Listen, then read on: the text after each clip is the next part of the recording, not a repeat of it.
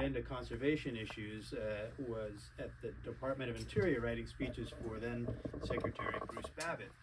And writing speeches taught me to really think about the audience before, putting pen to paper. And I've taken that, kind of to heart. If I'm, writing something or speaking to a red state audience, people say, well, what's this about? What's your book about? We live in a short attention period, so you got to get it out really quick. And so I say I'm in Texas, red state.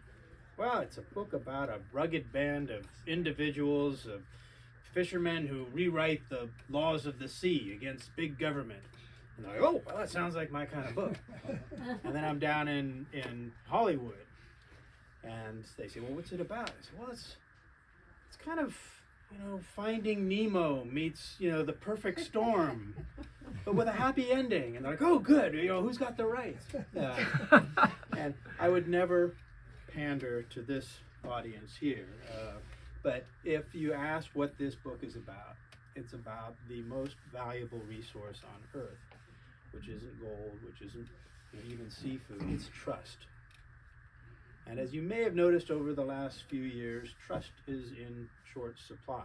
And this is, you understand the partisan tensions, the class tensions, the different backgrounds clashing, and in many of these clashes, and many of these problems all swirling around natural resource. Who's got access to do what in the air, in the water, in the ocean? Whose fish are they? These kinds of questions, are at the center of what we're wrestling with, and that kind of polarization, makes sense up to a point. In the ocean, we seriously did have a problem. There was scarcity, and you guys and myself are old enough to remember the headlines 20, 30 years ago, how by 2048 the ocean will be barren. There will be no fish left, and we were headed towards that. And anybody here like seafood? Yeah, me too. No guilt in that. I had calamari for lunch today, but at the same time, when you order seafood, there's probably a little voice in your head that's saying, should I be having this?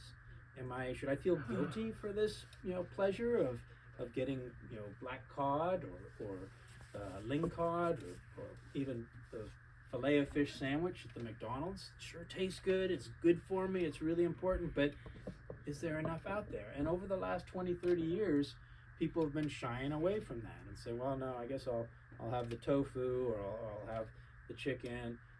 And we're missing out on something there. But we didn't see any way around this for the longest time. It was just like, well, there's less fish in the sea.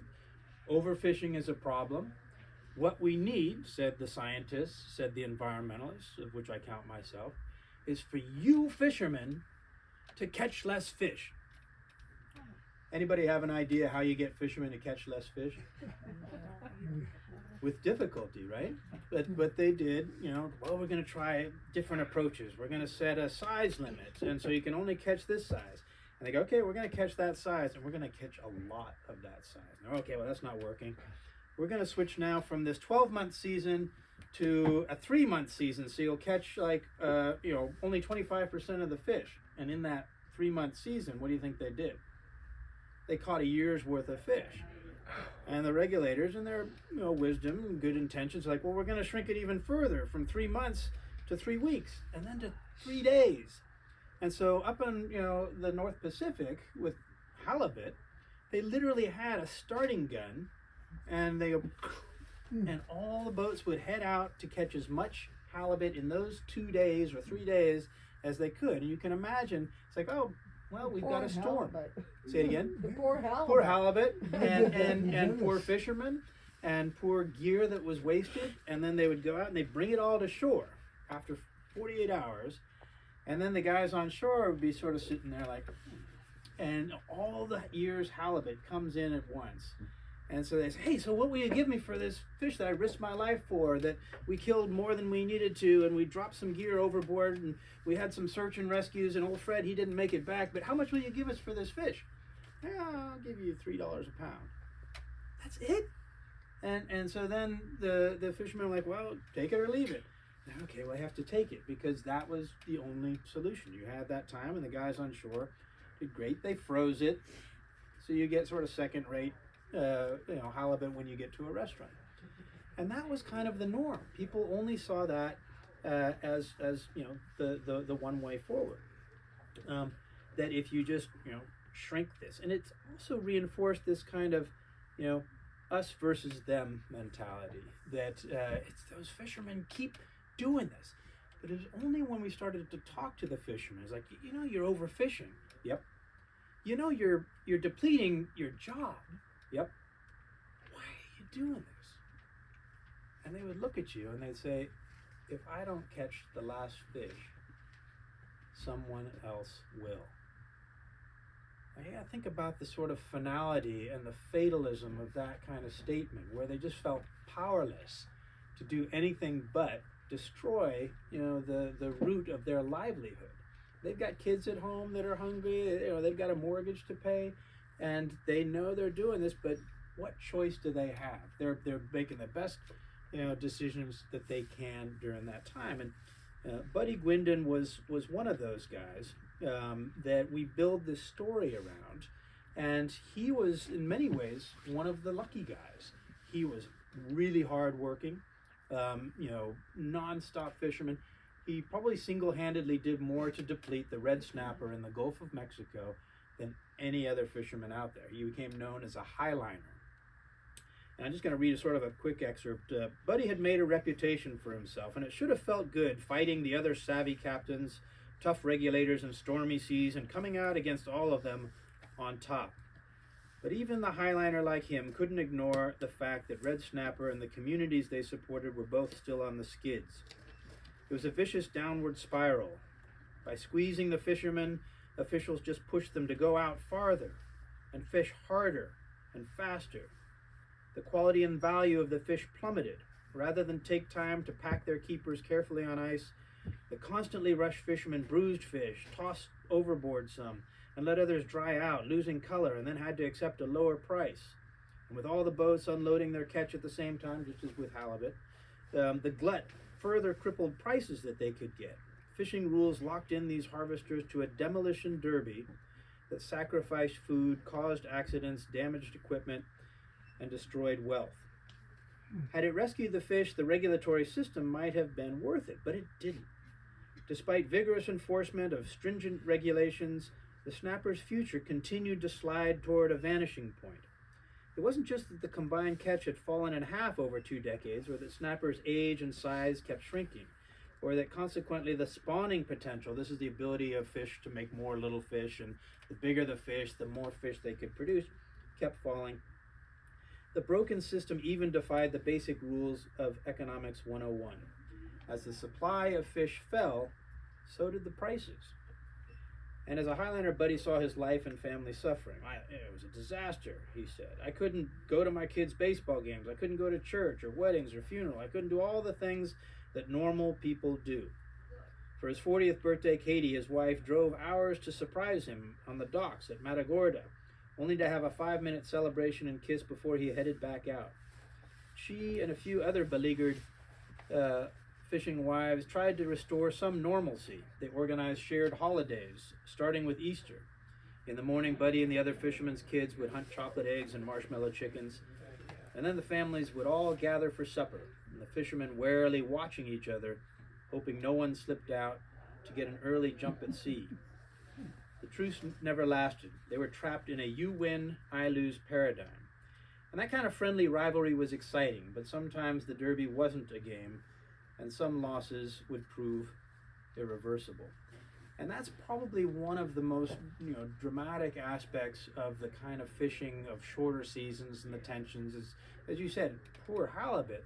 But how many of you guys have heard of The Deadliest Catch, that reality TV show? Yeah. So it's about these crab fishermen that are heading out of Alaska, and they've got only like 2 or 3 weeks. And what we all saw is, oh man, poor fishermen risking their lives against this. The good people at Discovery saw, oh, this is going to make a great reality TV show. We've got Hunger Games. This is the real deal. And it was. The first season guys had to head out into storms. There was icing events. People were swept overboard.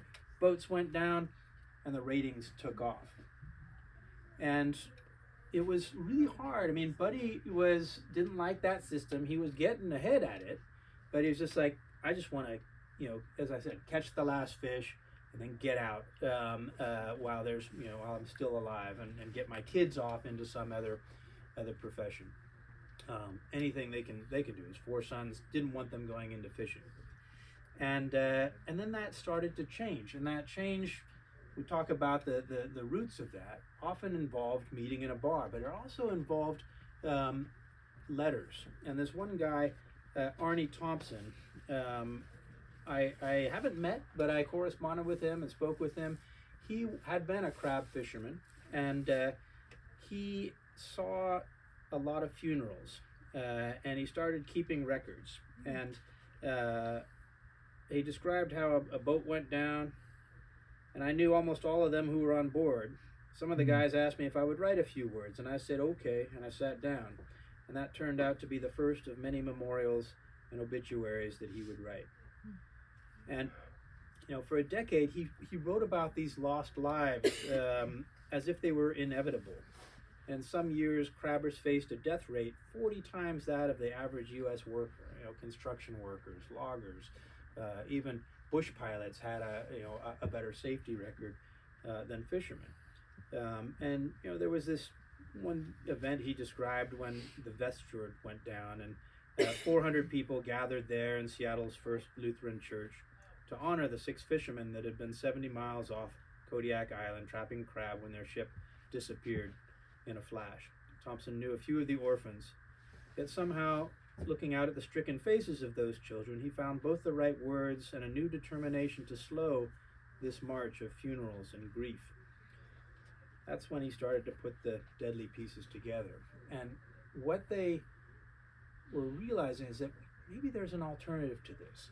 Maybe we don't have to race each other and risk our lives. And at the same time, some environmentalists, Amanda Leland, my colleague who wasn't able to make it tonight, and others started meeting with these fishermen around the country.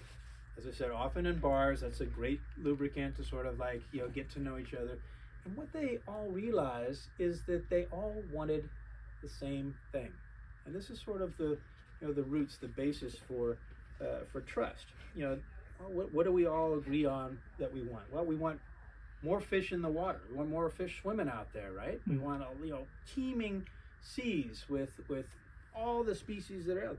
We want more food on the plate because if you're not going to be eating seafood, you're going to be eating some other source of protein that has its own environmental impacts.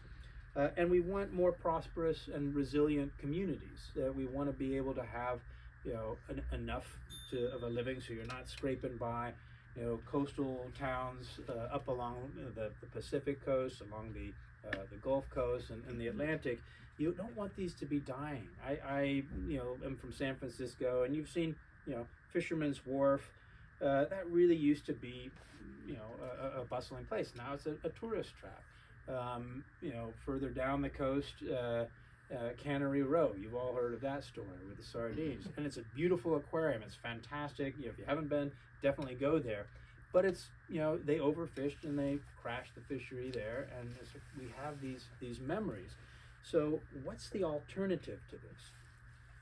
And that's where we, and I say we loosely because it's not like this was invented in a sort of whiteboard libertarian think tank. It's actually how humans evolved, of hunter-gatherers, basically. The tragedy of the commons that we all learn is this we just deplete something until it all collapses. That actually isn't how we have evolved as people. When we start to reach the end, we start to set up rules with each other. But there isn't that central hierarchy. And we describe it, this foundation of the new approach, as a social contract broadly known as fishing rights, or in the U.S. as catch shares of the catch, in which a government sets the science-based caps, the limits on an overall harvest.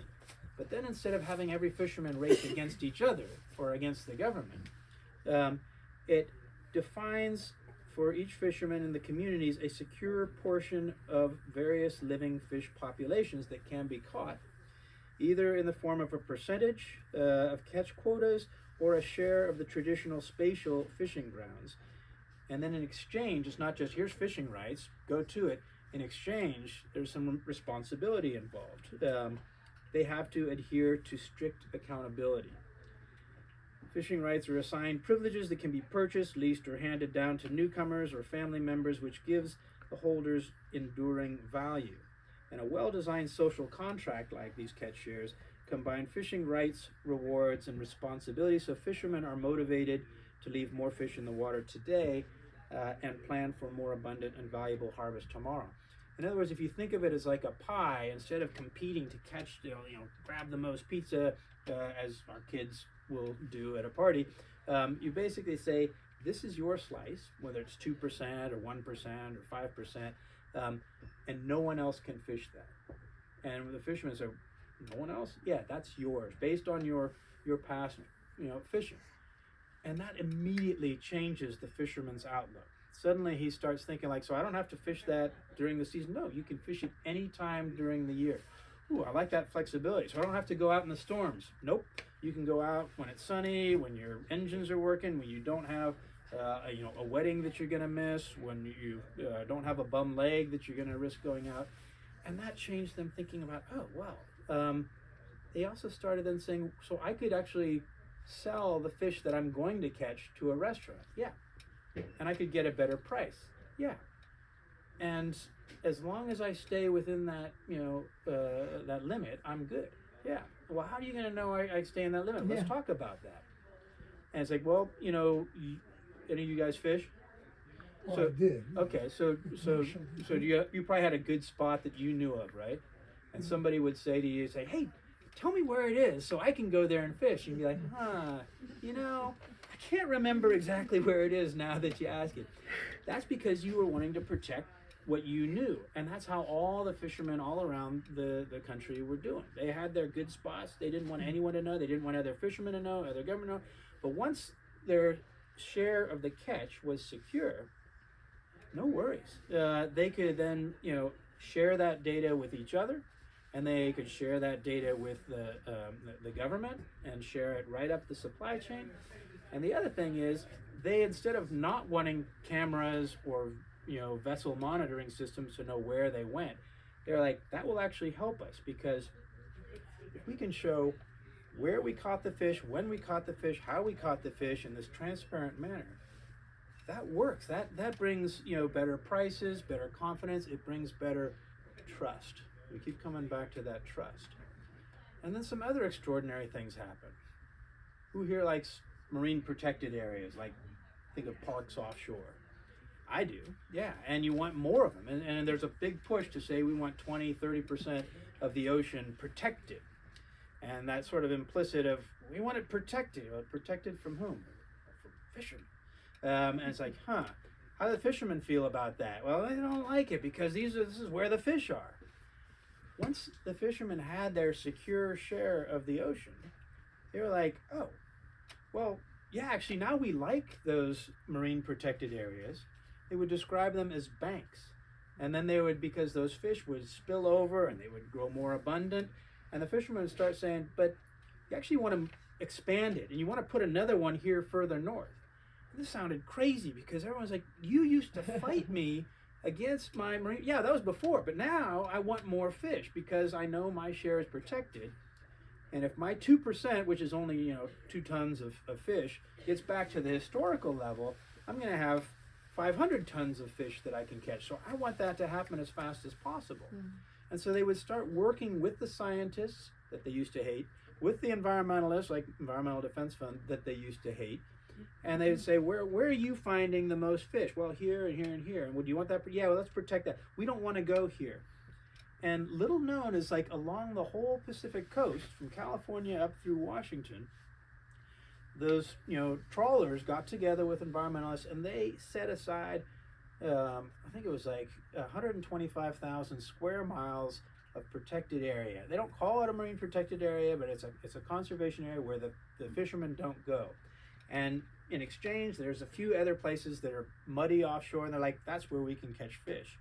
And the fishermen were like, yay, and the environmentalists were yay. And so this was like, that kind of things that happen when you have that level of trust. You have transparency, you have collaboration, you have fishermen working with scientists.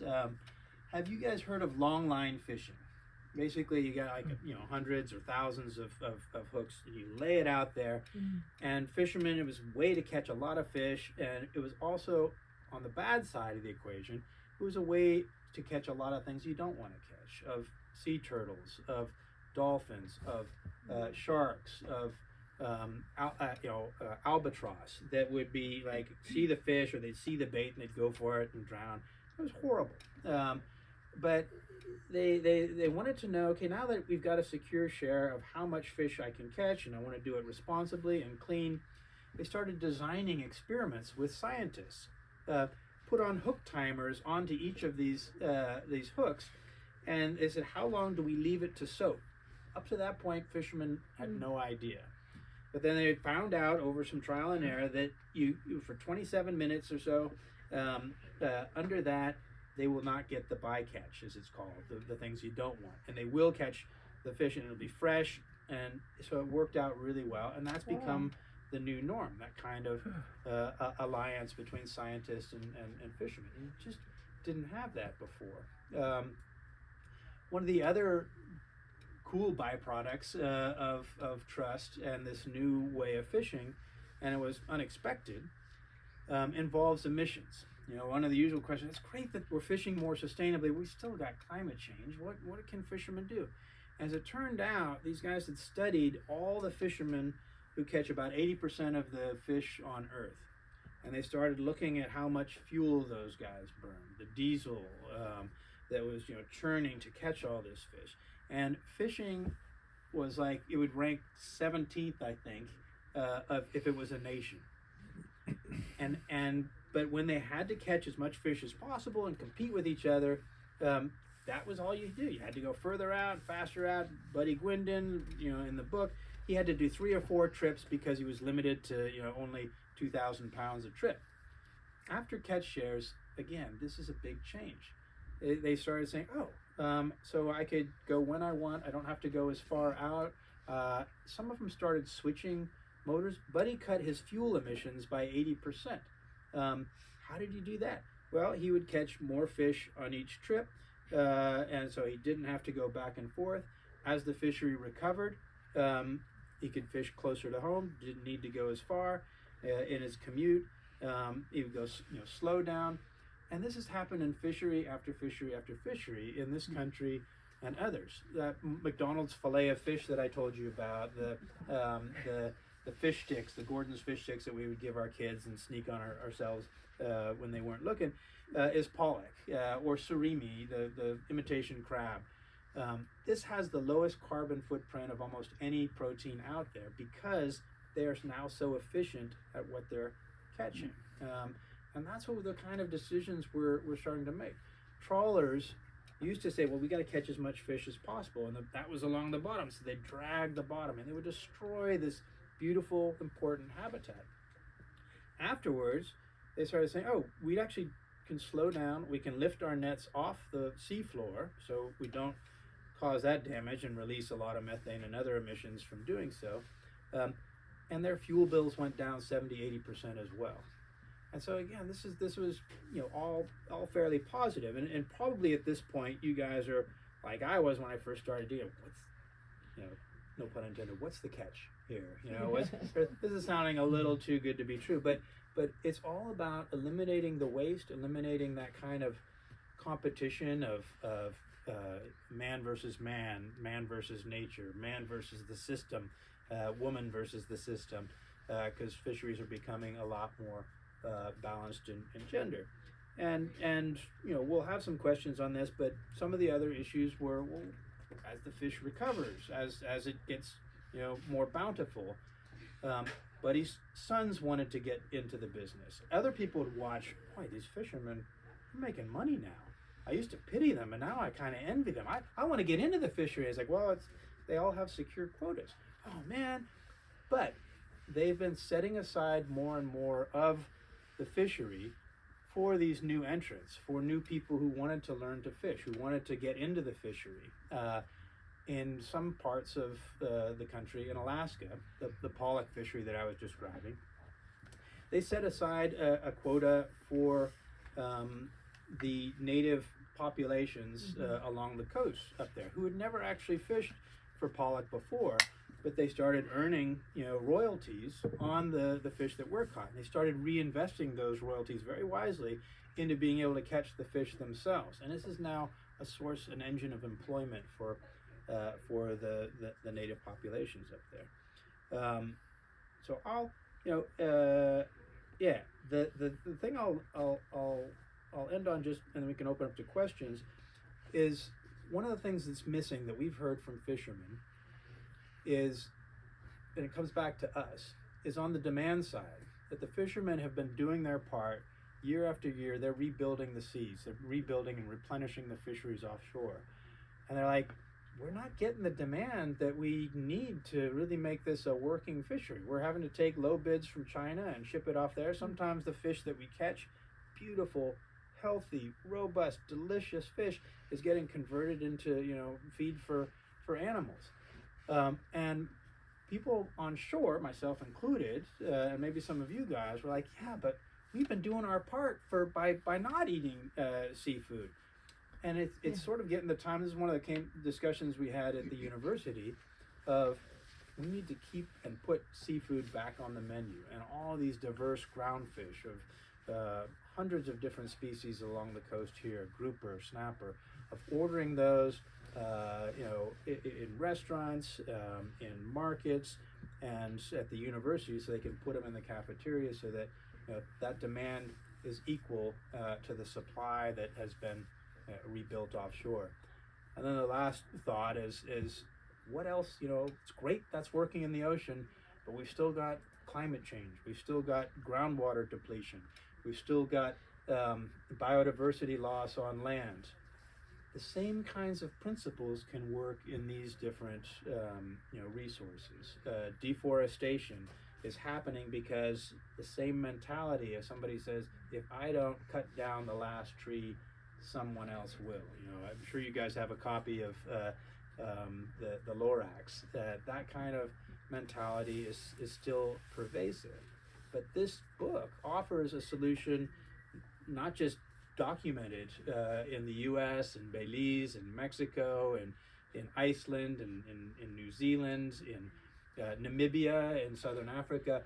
All these countries are starting to, having this transformation and graduating to this new system that's really working, that we can apply to, other wicked problems or tragedy of the commons that we're familiar with and worried about.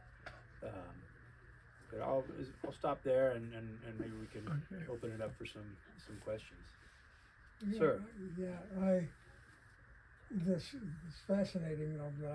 I'm from San Pedro, and all my relatives, my dad fished, and I commercial fished some in college. But I did work in Alaska with helping catch fish for the Bristol Bay spawning grounds and the FRI, and You're going to ask about salmon, aren't you?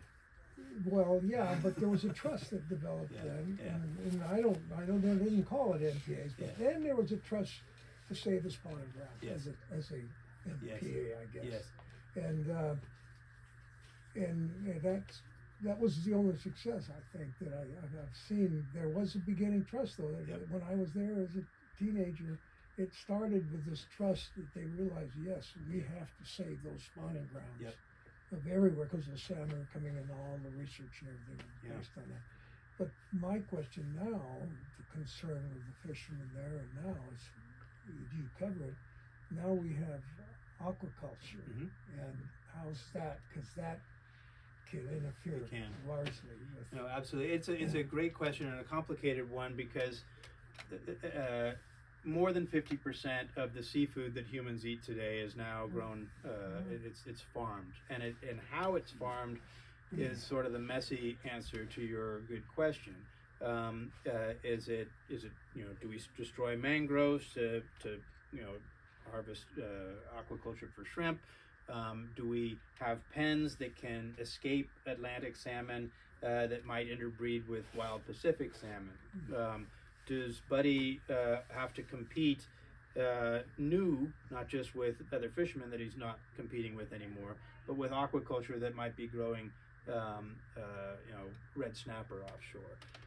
And it's something environmental defense is exploring, mariculture, sustainable aquaculture.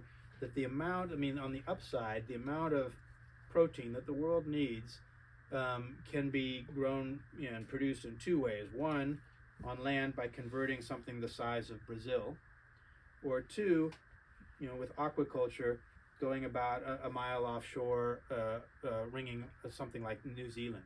And so it's in terms of the impact, aquaculture really offers some advantages compared to the alternatives. And this is a really hard thing to address, that people say, oh, I can't eat seafood because I know the impact. In my book group, I had to really talk with one of my colleagues on that, and I was like, so what do you eat? Oh, I have kale and tofu salad. He's like, well, that's good, that's virtuous, but what was there before the kale?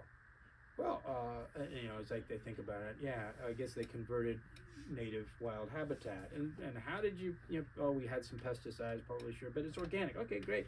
Soybeans, same thing. You're converting. You're losing. There's no free lunch, literally, of the kind of food we get, and that's where the advantages of the carbon footprint come into bearing. Of like, let's weigh these different options. Let's weigh the impacts of, if we give up seafood, where are we going to get our protein? And in the developing world, in particular, places like Philippines, Indonesia, India, this isn't a nice to have, it's a survival. The protein and the nutrients, the micronutrients in seafood is so essential for childhood brain development and for maternal health that it really is almost a life and death issue.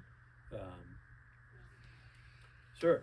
Jamie, I used to carry around a little card from Julie Packer's thing for what fish to eat and what not to eat. What's your sense of the best source of information these days for to eat responsibly? That's a good one. The seafood selector, you guys probably remember red, green, yellow, or whatever. The hard part was it was almost kind of, they had an app, and taking out the app in the middle of a dinner table and looking at the menu, and I still wrestle with this of farmed salmon versus wild salmon, and some farmed salmon, to your point, are better than others. They're more responsibly produced in a Atlantic and no risk of exposure to Pacific salmon.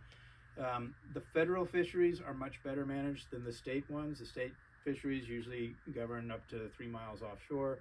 Then there's some of the trouble with the Fisheries Stewardship Council is that you have to pay millions of dollars to qualify for that, so it leaves off a lot of otherwise small-scale local fisheries that might otherwise be deemed sustainable. The good news is that 94% of federal fisheries are sustainable now. So if you're eating fish produced in American waters, you can feel 94% confident they're coming from a resilient and healthy and vibrant fishery. And so I urge you to do so. When it gets to overseas, it gets more complicated, because they can rename things. The Patagonian toothfish, no one wanted to order that. Oh, it's Chilean sea bass. That's something for me, even if it wasn't Chilean sea bass, they can repackage tilapia grown in a fish farm, a freshwater fish farm, and call it Chilean sea bass or red snapper. One of the cool things, and it's important, relevant to here in Santa Barbara, is the offshore, little quick story, the offshore oil rigs in the Gulf of Mexico. They don't just have like a few dozen, they've got thousands out there. And the fishermen have an ambivalent relationship. It's like they're really good habitat. These vertical reefs over time will attract and shelter and nourish a lot of fish. But you all remember the Deepwater Horizon, of course, and that's the flip side. That's the disaster side. And when that happened, catch shares had just gotten off the ground for Buddy Gwendon and other fishermen. They were thriving, and then boom, that hits. and they were getting calls like, where's the spill going? Is it on your fish? It's like, no, it's actually, it's further east of here. It's like, I don't know, click. And so they had to find a way, going back to trust, to show that the people who would be ordering or buying the red snapper that they caught there was caught there. And that brings us back to the transparency and to, they set up a new system where they would tag the fish with a QR code, and once it was tagged onto the fish, which wasn't easy, that could go from Matagorda or Galveston to Colorado to Santa Barbara, and the chef or the market could click that thing, or you could do that, and you say, this was caught in this place in a safe area there. It also allowed the guys whose fish were covered with oil, who couldn't fish, they had flexibility then to say, do you want to lease my quota? Because I can't fish it, but you can. And so it allowed the resilience to come out of that. But the point I was making is to Bob's point, is that transparency was something that fishermen wanted. They wanted to be able to brag about this. And this came, and still comes at a time when other meat protein providers are trying to lobby for legislation to make sure no cameras go into where the chicken are produced or where their beef are slaughtered or the pork's waste is coming from. And so that's giving, again, seafood a little bit more of a halo, whereas before it was like, that was the no-go. Take one more question. Yeah. No, he's just, if you got it. Go ahead. So when one goes into a restaurant, you usually don't know where the fish comes from. And wouldn't you say that much more fish is imported than grown? I would definitely say so. And it's for that reason, is that the farmed fish is reliable, but is it safe? There's been reports of, some of the shrimp from certain parts of Southeast Asia have been contaminated. And so to going back to your question, the best thing you can do is ask. And that sends a signal much faster than any regulation or it's or even a price. It's like people are asking where the fish is coming from. Where's the fish coming from? I don't know where the fish is coming from. Well, how do we find out? And then start looking for these traceability systems, which are becoming much more sophisticated. With this is maybe one positive side of AI and the surveillance world we're living in, that it can track even small scale fisheries. This fish was pulled on board, it was identified, time stamped, and so you have a lot more transparency. It's harder and harder for people to say, I don't know where the fish comes from, when it was caught, or how. But just by asking, you're actually sending a powerful signal. I think in Japanese restaurants, you don't usually get an answer if you ask. Interesting. Okay. I mean, that's my experience. I don't know if other people have different experiences. Okay. Well, the sushi should. I'm surprised at that because they've been pushing more and more. I know Japan as a country has been paying attention and wanting to learn from the U.S. And Buddy, after working to reform, he fought against catch shares, and then he became sort of the converted smoker, a preacher for, hey, you guys got to do this. We got to do it for grouper. We got to do this for cod. He started going to Mexico. He started going to Europe. He started going to Japan. And Japan was really interesting because they were like, well, we just had the Fukushima disaster. But he's like, well, we just had the Deepwater Horizon disaster. And so they could compare notes. And it came back to what I was saying about that transparency and trust, not just between fishermen or between environmentalists and fishermen or scientists, but with consumers. That trust just starts to spread out. But you're probably right that places, we'd rather not know, our customers know that this fish that we're selling on Tuesday was fresh last Wednesday, and that's why we're chopping it up and putting it in a stew or something like that. But I would be surprised. I'm a little surprised because they value that that freshness so much. I've been in a restaurant in Chicago where they told you not only where it was from, but the name of the boat it came Yeah, from. yeah. I'm not trying to one up you. There was this one guy. He would spearfish, and he had a quota for that. And this will sound a little gruesome, but it was fascinating. He would put the GoPro camera on, and he would, find the fish, the grouper, and then he would send up the video through the supply chain with that. And some high-end restaurants, that added value. It's like, that's the fish I'm eating. That's how it met its demise. And to me, it would be like kind of like I'm losing my appetite, but it worked. It worked for him. Yeah. We're all Well, set? I think we are all set on time. Jamie Workman, thank you for Thank coming you, to talk guys. about CK. Thank you for supporting your local store. The independent bookstores are just the lifeblood for books like this. So I'm happy to dedicate or a gift or